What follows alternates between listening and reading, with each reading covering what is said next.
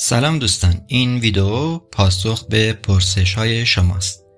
این سوالات اساسی ممکن است سوال شما نیز باشد، پس حتما تا پایان ویدیو همراه ما باشید. همچنین می توانید سوالات خود را در بخش کامنت ها برای ما بنویسید. سوال اول: چگونه می توانم به آرامش ذهنی دست پیدا کنم؟ پاسخ: مدیتیشن و تمرینات تنفسی آگاهانه و کنترل شده می تواند به آرامش ما کمک بزرگی کند. همچنین باید به موضوعی به نام توجه نیز توجه کنیم.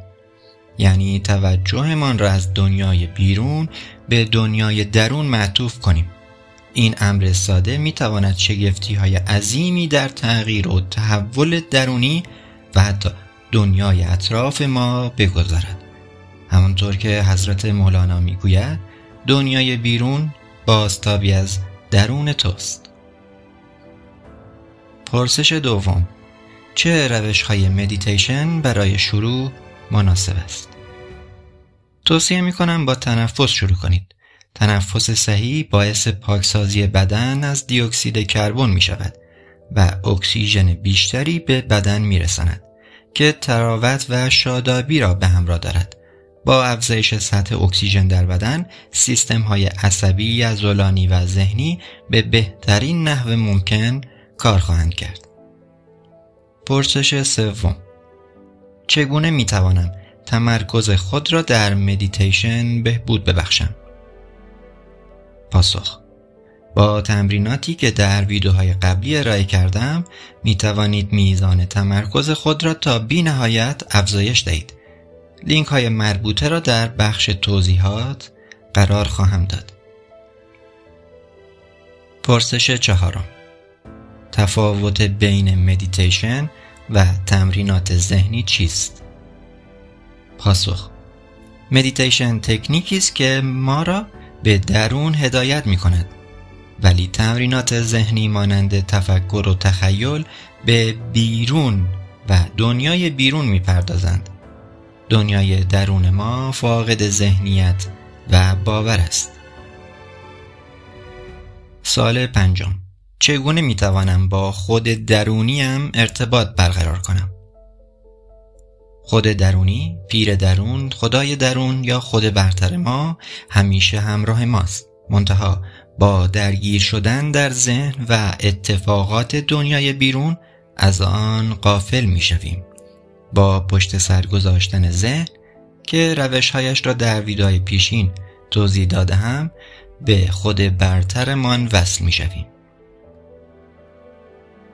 لینک مربوطه در بخش توضیحات. سوال ششم: مدیتیشن چه تأثیر می‌تواند بر سلامت جسمی و روانی من داشته باشد؟ پاسخ: تمام بیماری ها منشأ ذهنی دارند. ذهن ما می تواند سیستم های بدن را مختل کند و منجر به بروز بیماری ها شود. با پاکسازی ذهنی و تنفس های صحیح، سیستم بدن دوباره به حالت سالم خود باز می گردد. سوال هفتم: چگونه می توانم از تجربیات عرفانی و معنوی در زندگی روزمره استفاده کنم؟ پاسخ: زندگی خود یک عرفان است و باید از آن لذت برد و یاد گرفت. تمام رویدادهای خوب و بد تجلی زندگی هستند و هر کدام درس مهمی برای ما دارند. به پیام آن رویدادها دقت کنید. پاسخ شما آنجاست. سوال هشتم: چگونه میتوانم احساسات منفی را در طول مدیتیشن کنترل کنم؟ پاسخ: هجوم افکار باعث احساسات منفی می شود.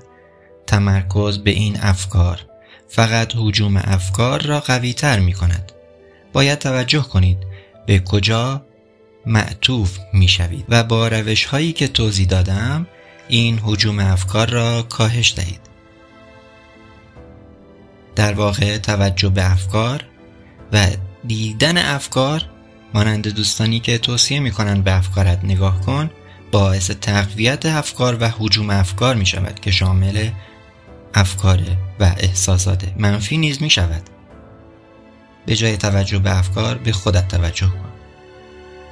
پرسش 9: چه کتاب‌ها یا منابعی برای یادگیری مدیتیشن و عرفان توصیه می شود؟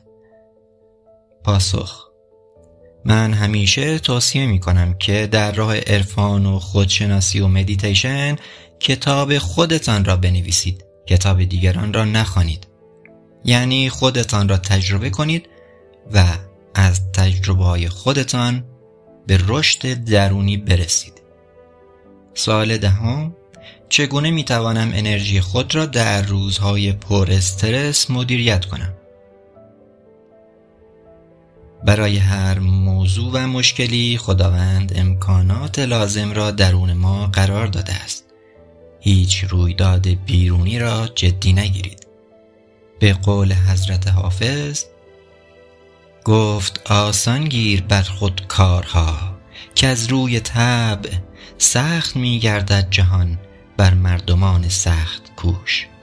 وانگه هم در داد جامی که از فروغش بر فلک زهره در رقص آمد و بر بدزنان می گفت نوش. سپاسگزارم که ما رو همراهی کردید. سوالات خودتون رو در بخش کامنت ها برای ما بنویسید. تا ویدیوی دیگر، بدرود.